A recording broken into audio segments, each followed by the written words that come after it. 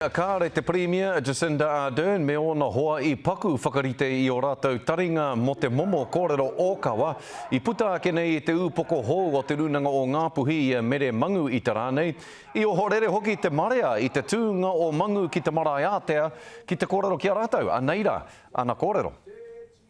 Ore kau tēnei I te mea hou mo mātou. Kia tū mai te wahine ki te whakatau I a koutou, tēnā koutou. Te mea nā wai I te ka, kia kati tōku māngai kia puare ko tau anake. Nā wai tērā tikanga. Hore kau, koutou ngā tamaiti kāti. I roto I waku whakapapa mohi o Māori kānau ko wai au tūnei I runga I tōku papa whenua.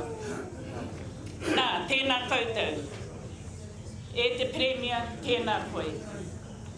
Haere mai anau ki te tupu I te reo karanga o Ngāpuhi kia koe nau mai, haere mai. I te mea maha ngā kōrero, hei kōrero ngā mātaua mo te iwi o Ngāpuhi.